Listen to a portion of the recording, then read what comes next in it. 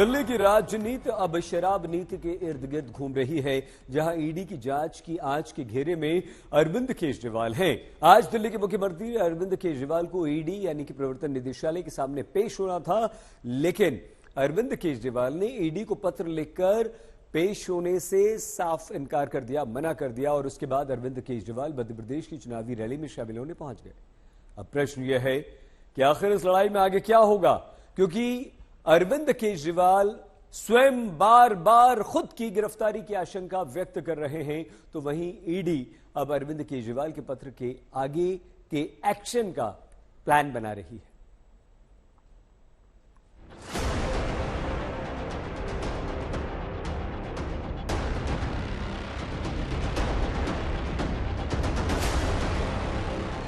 जिस वक्त केजरीवाल को ईडी ने बुलाने का समन दिया, उस वक्त दिल्ली के मुख्यमंत्री सिंगरौली में रोड शो करने पहुंचे। पहले केजरीवाल ने खत लिखकर ईडी को जवाब दिया और फिर जनता के बीच जाकर सीधा संदेश दिया गया है कि सरकार ईडी को हथियार बनाकर विपक्ष को टारगेट कर रही है। न खुद कुछ करते न दूसरों को कुछ करने देते। अब ये धमकी दे रहे हैं, पिछले कुछ दिनों से मैं देख रहा हूँ दिल्ली के अंदर रोज खड़े होकर धमकी दे रहे हैं, केजरीवाल को गिरफ्तार करेंगे, केजरीवाल को गिरफ्तार करेंगे। केजरीवाल के शरीर को तो गिरफ्तार कर लोगे, केजरीवाल की सोच को कैसे गिरफ्तार करोगे?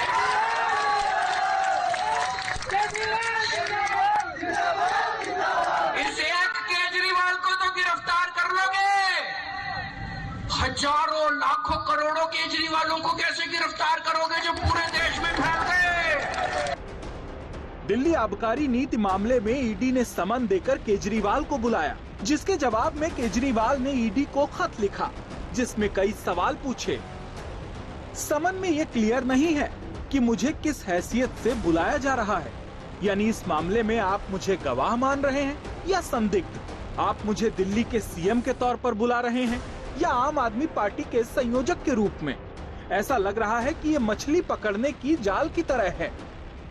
अरविंद केजरीवाल ने पेश न होने को लेकर दलील भी दी कि वो दिल्ली के मुख्यमंत्री हैं और दीपावली त्योहार के चलते उनके पास कई आधिकारिक काम हैं। वहीं 5 राज्यों के चुनाव हैं, जिसके प्रचार कार्यक्रम में वो व्यस्त हैं। ऐसे में अरविंद केजरीवाल ने ईडी की कार्रवाई को बीजेपी से प्रेरित भी बताया। 30 अक्टूबर की दोपहर को बीजेपी के नेताओं ने कहना शुरू कर दिया था कि जल्द ही मुझे तलब किया जाएगा और अरेस्ट किया जाएगा। उसी दिन शाम को मुझे समन मिला।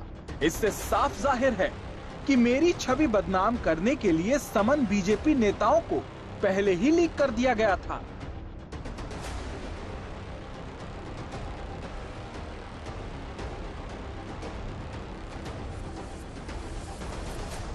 मनोज तिवारी जी ने अपने इंटरव्यू के अंदर ये कैसे कह दिया?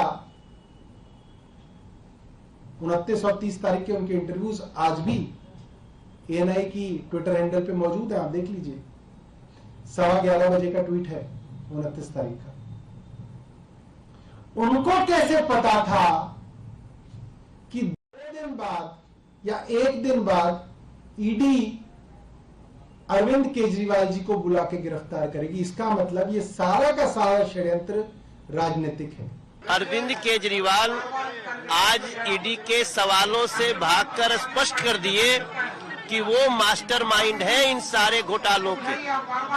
मैं तो हमेशा जब से केस सुना हूँ तब से मैं उम्मीद कर रहा हूँ कि इनको अपने किए की सजा मिलेगी। पूरा मुझे विश्वास है कि मास्टरमाइंड अरविंद केजरीवाल है और अब इनको जेल जाने से कोई रोक नहीं सकता, ऐसा मैं उम्मीद करता हूँ। सुबह ईडी को खत पर जवाब देने के बाद अरविंद केजरीवाल रोड शो के लिए निकल गए, जहां बीजेपी पर सिंगरौली की जनता के बीच हमलों की बौछार की। अन्ना आंदोलन से निकले हुए हम लोग, रामलीला मैदान आप लोग देखते होंगे टीवी के ऊपर। रामलीला मैदान की स्टेज के ऊपर कौन बैठता था? मैं बैठता था, सत्येंद्र जैन बैठता था, मनीष सिसोदिया जी बैठते थे। स्टेज पे बैठे हुए सब लोगों को तो गिरफ्तार कर लोगे, लेकिन जो करोड़ों लोगों की भीड़ रामलीला मैदान में आई थी उनको कैसे गिरफ्तार करोगे? जवाब तो तुम लोगों को देना पड़ेगा। तो दोस्तों, ये हमें गिरफ्तार कर ले कोई फर्क नहीं पड़ता, केजरीवाल जेल जाने से नहीं डरता।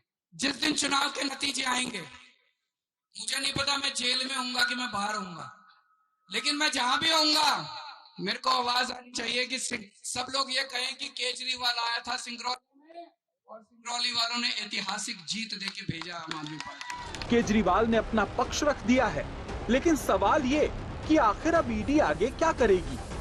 जब तक इस मामले में आम आदमी पार्टी के नेशनल कन्वीनर, जो कि पूरे पार्टी के मुखिया है, उनसे पूछताछ नहीं होगी, तब तक इस पूरे मामले में आगे की कार्रवाई हो नहीं सकती है। क्योंकि वो अरविंद केजरीवाल से जानना चाहते हैं कि जो 100 करोड़ रुपए की रिश्वत थी, क्या उसका गोवा इलेक्शन में इस्तेमाल किया गया था, क्या घोटाले के पैसे का कहीं और इस्तेमाल हुआ था। इन सब को लेकर अरविंद केजरीवाल से बातचीत करना है, उनसे पूछताछ करनी है और उसके बाद तय किया जाएगा कि उनकी गिरफ्तारी करनी है कि नहीं करनी है। तो अरविंद केजरीवाल ने अपने एकाधिकार का प्रयोग किया हुआ है, कानूनी अधिकार का प्रयोग किया हुआ है। उन्होंने ईडी को पत्र जरूर लिखा हुआ है, लेकिन ये ईडी का अधिकार होगा कि आखिरकार उनको जितने दिन का वो वक्त मांग रहे हैं उतने दिन का वक्त देंगे।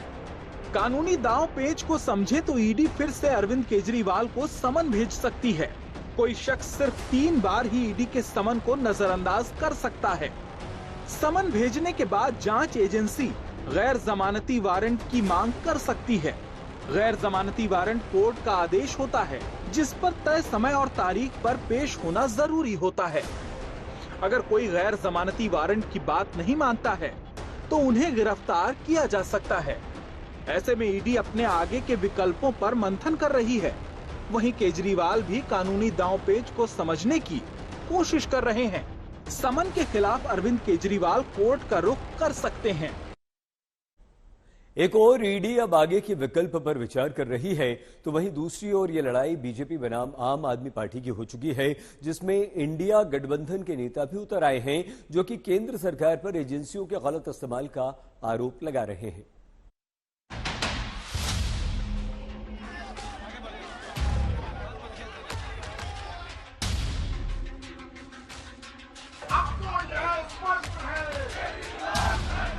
एक तरफ ईडी की ताबड़तोड़ कार्रवाई तो दूसरी तरफ सड़कों पर सियासी संग्राम। दिल्ली की शराब नीति पर ईडी का हर एक्शन बीजेपी बनाम आम आदमी पार्टी की जंग को घमासान में तब्दील कर देता है। इस बार निशाने पर अरविंद केजरीवाल हैं। ऐसे में दोनों पक्षों ने पूरा जोर लगा दिया है। ये जो सम्मन है ये गैर कानूनी है, इसके अंदर अस्पष्टता है।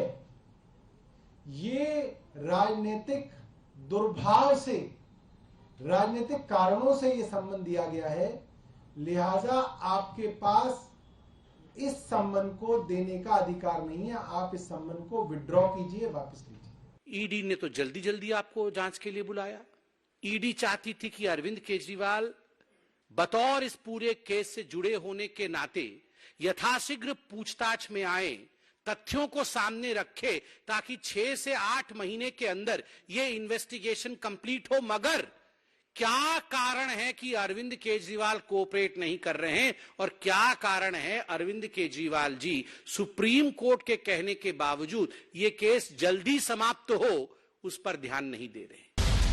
उधर छत्तीसगढ़ के दौरे पर गए प्रधानमंत्री नरेंद्र मोदी ने इशारों इशारों में एक बार फिर साफ किया है कि भ्रष्टाचार के खिलाफ उनकी ये लड़ाई जारी रहेगी। की गारंटी है, लूटने वाला एक भी बचने वाला नहीं है। भ्रष्टाचार से लड़ने का एक काम आपने मुझे दिया है। आपने मुझे इसी काम के लिए बिठाया है, मौज मजा करने के लिए नहीं बिठाया है। और इसलिए आप मुझे बताइए, काम मुझे करना चाहिए कि नहीं करना चाहिए?